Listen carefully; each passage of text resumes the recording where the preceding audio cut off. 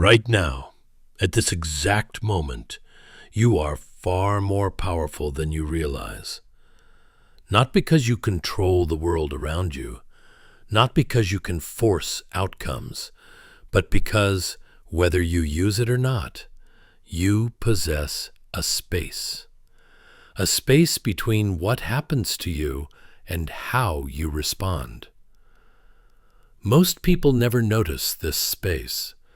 They live their entire lives inside reactions. A comment triggers anger. A setback triggers panic. A delay triggers frustration. A criticism triggers defensiveness. And before the mind has time to breathe, the body has already decided. Words are spoken that cannot be taken back. Decisions are made that quietly shape years. Relationships fracture in seconds. The Stoics understood this more than 2,000 years ago. They believed that human suffering does not begin with events. It begins with interpretation. Epictetus stated this with brutal clarity.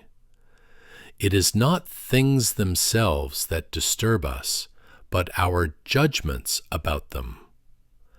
This single insight dismantles the illusion most people live under. Because if events are not the true cause of distress, then neither are other people. The cause lies closer, inside, in the speed at which we surrender our agency. Reacting feels automatic. Responding requires mastery, and mastery is rare. Here is the uncomfortable truth. Most of your regrets were not caused by what happened to you. They were caused by how quickly you reacted. The email you sent too fast. The argument you escalated. The opportunity you rejected out of fear. The silence you filled with the wrong words. Reaction is emotional reflex without reflection. Response is emotional awareness guided by reason. The Stoics built their entire philosophy around this distinction. Marcus Aurelius, ruling an empire under constant pressure, wrote reminders to himself not to be governed by impulse. Not because impulse is evil, but because impulse is blind. He reminded himself that the mind must stand guard over impressions before granting them authority. This idea is radical in modern life. We are conditioned to believe that emotions are commands, that anger must be expressed immediately, that fear must be obeyed, that offense requires retaliation. Stoicism rejects this entirely, not by denying emotion, but by placing it in its proper role. Emotion is information. Judgment is command. Most people invert this order. They allow emotion to command judgment. The Stoics considered this a form of inner slavery. If your mood dictates your behavior, you are not free. Freedom to the Stoics had nothing to do with circumstances. It was entirely internal. Epictetus was a slave for much of his life, and yet he spoke more boldly about freedom than most kings, because he understood that the only true captivity is loss of self-command. When you react automatically, you surrender that command. But when you pause, even briefly, something extraordinary happens. You reclaim authorship. This pause is not weakness. It is strength concentrated. Modern psychology would later confirm what the Stoics already knew. Between stimulus and response, the nervous system can be trained. That pause can be expanded, and within it, choice is restored. The Stoics called this faculty prohairesis, the capacity to choose how you relate to what happens. Not what happens, but how you meet it. This is where transformation begins, not in controlling anger, but in understanding it, not in suppressing fear, but in questioning its authority. Seneca, writing extensively on anger, warned that uncontrolled emotion is a temporary madness, not because emotion is wrong, but because it hijacks reason. Anger promises strength, but delivers damage. Fear promises protection, but delivers paralysis. Impulse promises relief, but delivers regret. Responding, on the other hand, feels slower, less dramatic, less satisfying in the moment, but infinitely more powerful over time. Responding means you do not deny what you feel. You acknowledge it fully, and then you ask a better question. Not, how do I feel, but what is the most reasonable action available to me now? Reason to the Stoics was not cold logic. It was alignment with reality. Reality includes emotion, but it does not obey it. This is why Stoicism has survived centuries. It works under pressure. Pressure reveals philosophy. Anyone can seem wise when life is calm. Stoicism was forged in chaos, war, exile, plague, political betrayal, and still its central teaching remained intact. You may not control events, but you always control your response. Most people underestimate how much of their life is shaped by reaction. Career trajectories, marriages, reputations, self-respect, all quietly determined by moments where impulse won. Training the mind to respond is not about becoming passive. It is about becoming precise. A precise response can end a conflict instead of inflaming it. A precise response can preserve dignity under provocation. A precise response can turn adversity into leverage. The Stoics believed that character is revealed not in comfort, but in friction.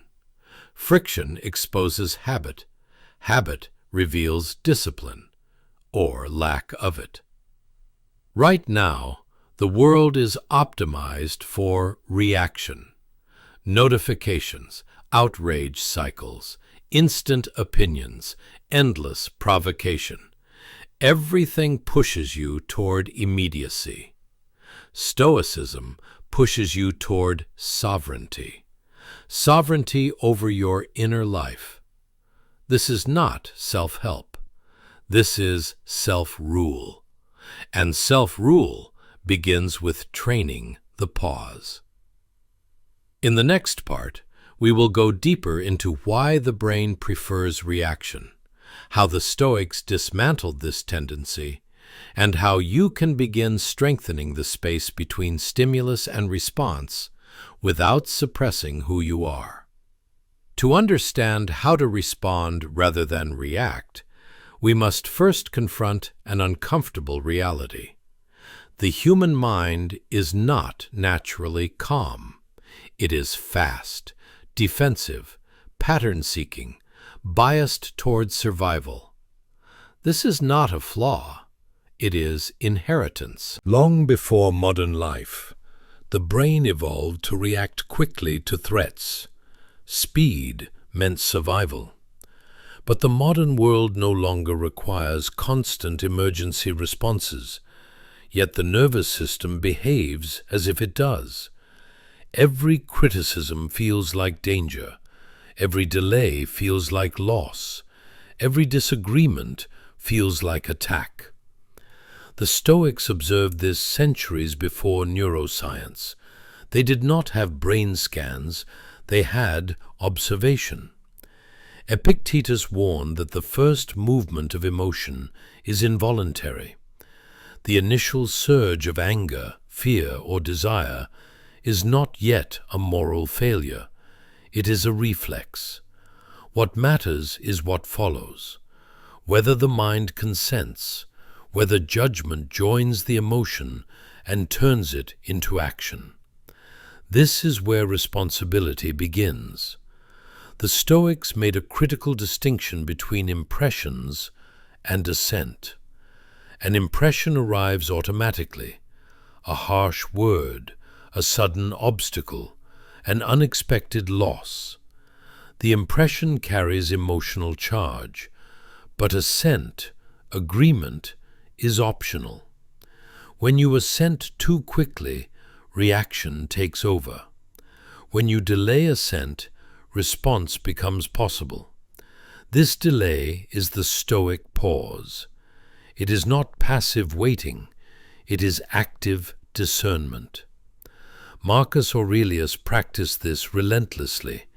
In his private writings, he repeatedly reminds himself not to be carried away by appearances. He instructs himself to strip events of narrative, to see them plainly, not as insults, not as catastrophes, but as facts. This practice creates psychological distance. Distance does not numb feeling, it prevents drowning. Most people confuse intensity with honesty. They believe reacting immediately is being authentic. Stoicism challenges this belief. Authenticity without discipline is volatility. True authenticity is coherence between values and actions. Responding rather than reacting means aligning behavior with principle, not mood. This is difficult because reaction feels justified. Anger convinces you it is righteous. Fear convinces you it is protective. Ego convinces you it is defending dignity. The Stoics warned that emotions argue persuasively. They feel like truth. But feelings are not verdicts. They are signals. Seneca described anger as a brief insanity, not to shame it, but to caution against trusting it blindly. He advised delaying action when emotionally charged. Not forever, just long enough for reason to regain authority. Delay changes everything. A few breaths, a moment of silence, a refusal to respond immediately. These are not small acts. They are acts of resistance against impulsive identity. Modern psychology confirms this. The prefrontal cortex, the seat of planning and reasoning, requires time. Reaction bypasses it. Response activates it. The Stoics did not speak in neurological terms. They spoke in moral ones. They believed that reason is the highest function of the human being.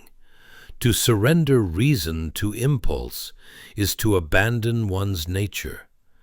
This belief carried ethical weight. Responding is not just practical, it is virtuous. Virtue for the Stoics was excellence of character, not perfection, consistency. A consistent response builds trust, with others and with oneself. Reaction erodes it. Think of how often reaction damages credibility. The leader who lashes out loses authority. The partner who explodes loses intimacy. The professional who reacts defensively loses respect. Responding, even under pressure, signals strength, not dominance, control of self. This is why Stoicism appeals to those in high-stakes environments. Commanders, executives, judges, surgeons. When outcomes matter, reaction becomes dangerous. The Stoics trained for this deliberately. They practiced mental rehearsal, negative visualization. They imagined loss, insult, failure in advance, not to dwell on them, but to remove their shock. When the mind expects difficulty, it reacts less violently. Surprise fuels reaction. Preparation enables response. This is not pessimism. It is resilience. By rehearsing adversity, the Stoic weakens its emotional grip. When something goes wrong, it is not a personal injustice. It is an anticipated possibility. This reframing is powerful. It converts disruption into confirmation. Not, why is this happening to me? But, this is exactly what I trained for. Reaction asks why. Response asks how. How do I act in accordance with my values here? How do I preserve integrity under pressure? How do I leave this moment without self-contempt? Because the deepest regret is not external loss, it is self-betrayal. Responding preserves self-respect. Even when the outcome is unfavorable, the Stoics believed that external outcomes are indifferent, not meaningless, but morally neutral. What gives them meaning is how you meet them. This is why two people can experience the same event and be shaped differently by it. One reacts and becomes bitter. The other responds and becomes refined. This refinement is cumulative. Each measured response strengthens the habit. Each resisted impulse widens the pause. Over time, reaction loses speed. Response gains confidence. This is not suppression. It is training, like strengthening a muscle. At first, the pause feels awkward, unnatural. You may feel as though you are holding something back, but what you are actually holding is agency. And agency is addictive in the best possible way.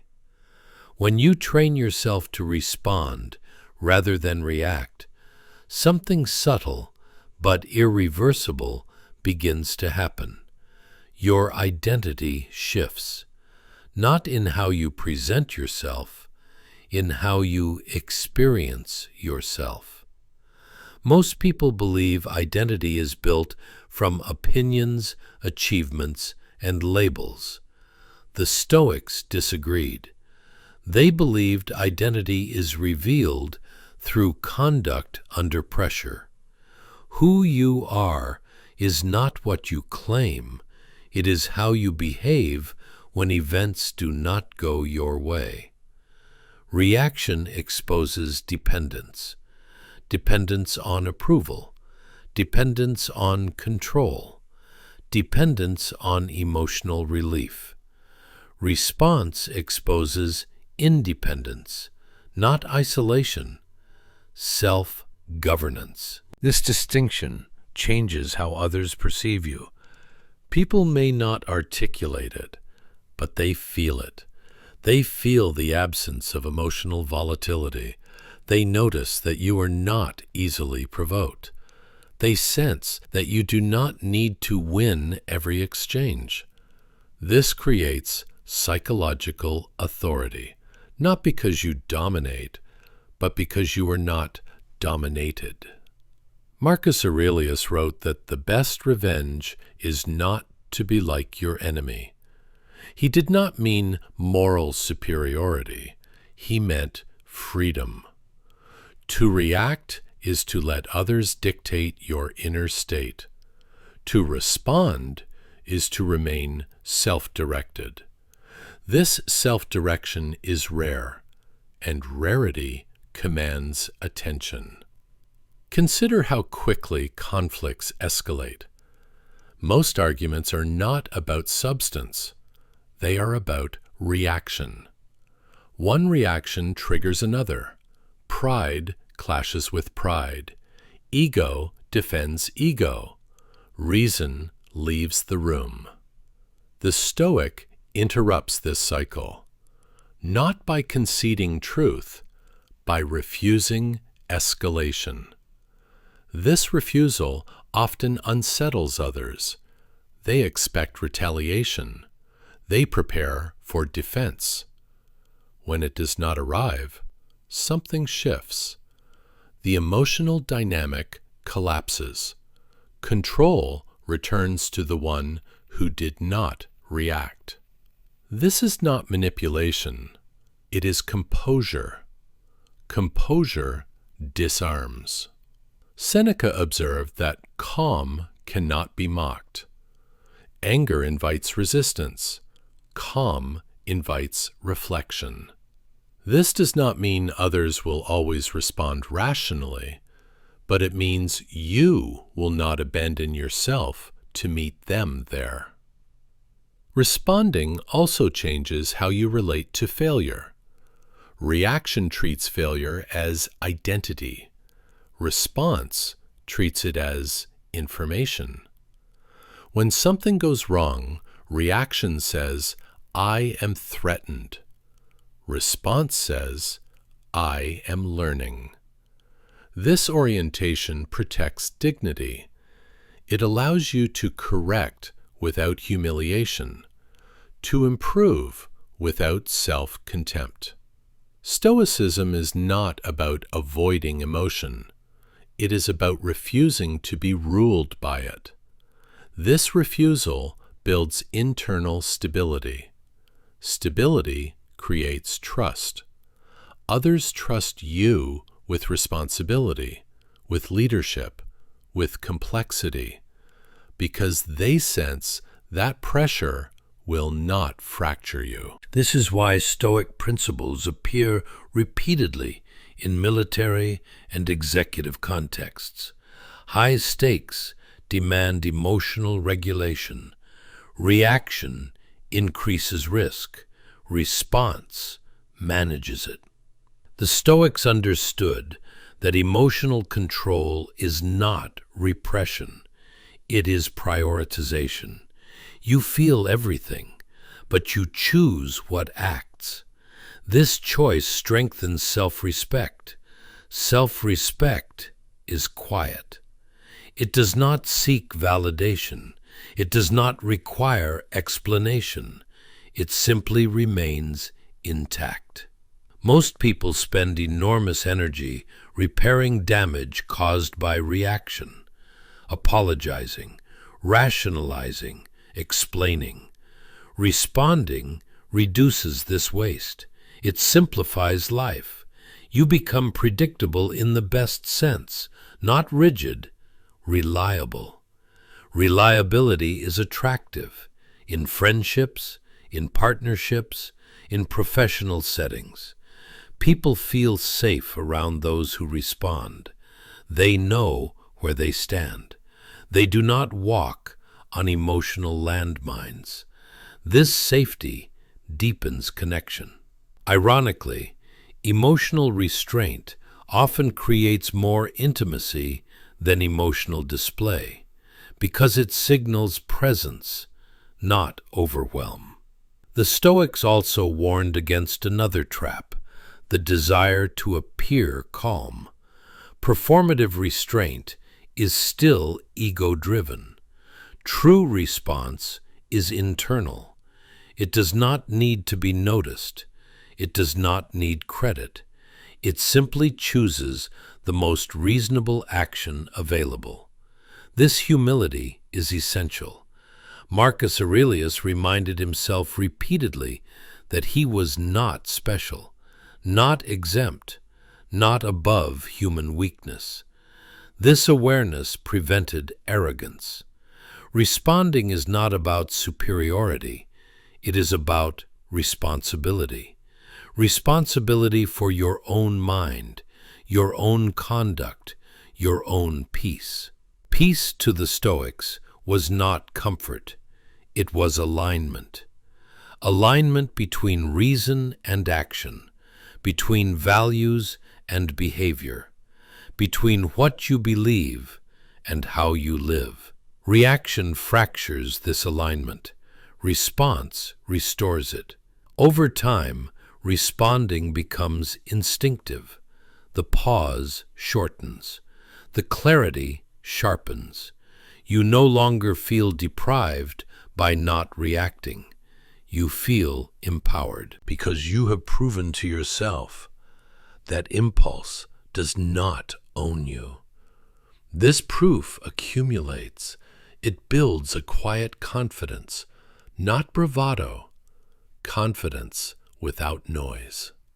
In the final part, we will bring everything together.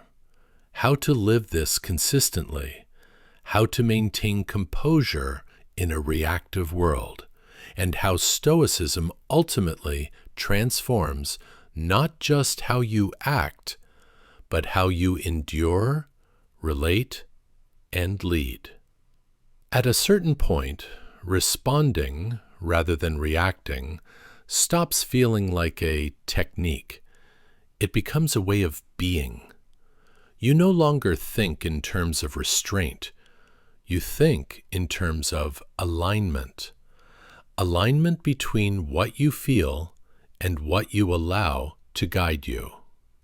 The Stoics believed that the ultimate human task was not to eliminate emotion, but to order it, to place reason where it belongs, not as a tyrant, but as a steward.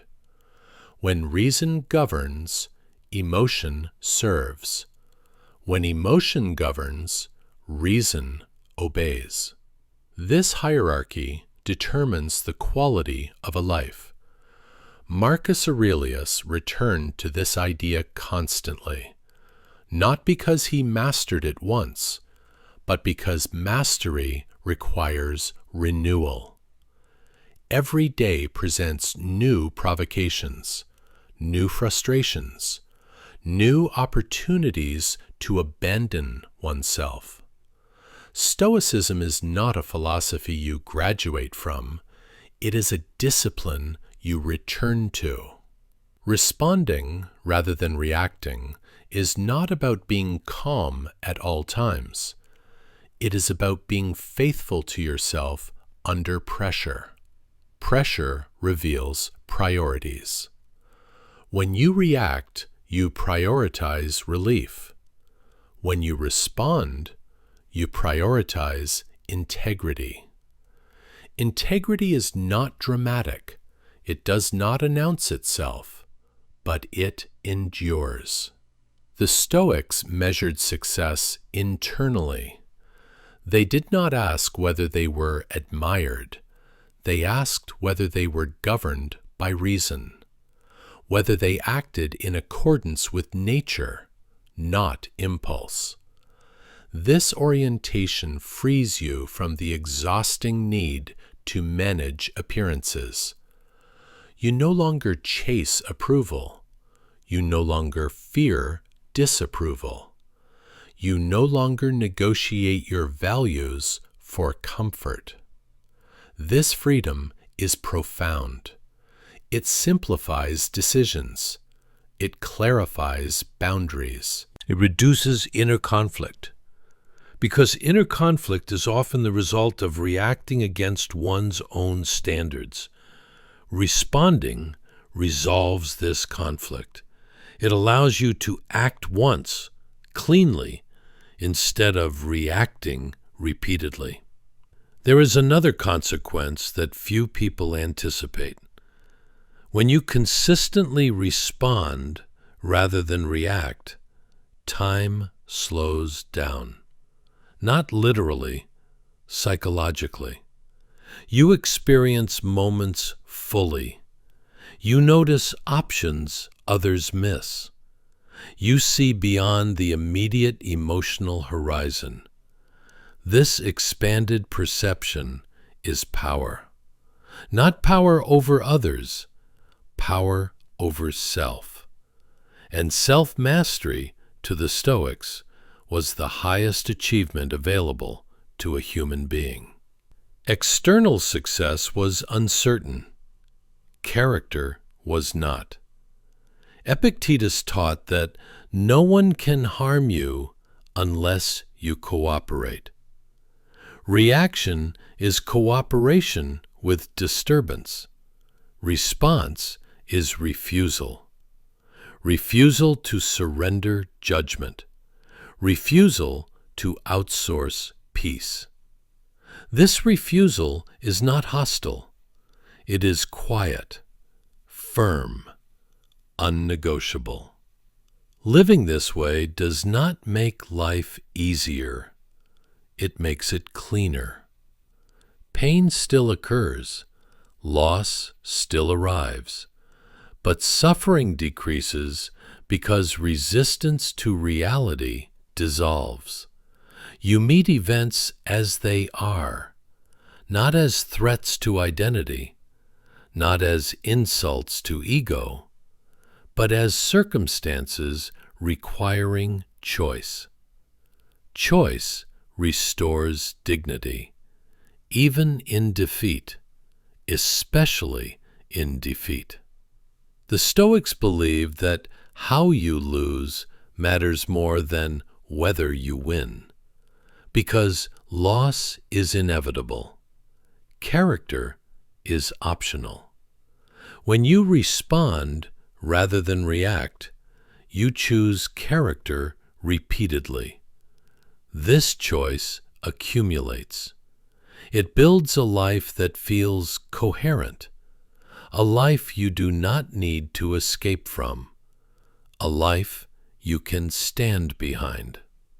In a world addicted to immediacy, this stance is rare. In a culture of outrage, composure stands out, not loudly, but unmistakably.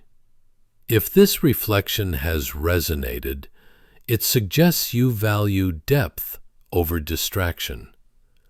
If you choose to remain connected to this channel, you support the continuation of work that favors clarity over noise. If someone in your life would benefit from these ideas, sharing this conversation may open something meaningful between you. And if you leave a comment, let it be thoughtful, not agreement for its own sake, but reflection, a considered response.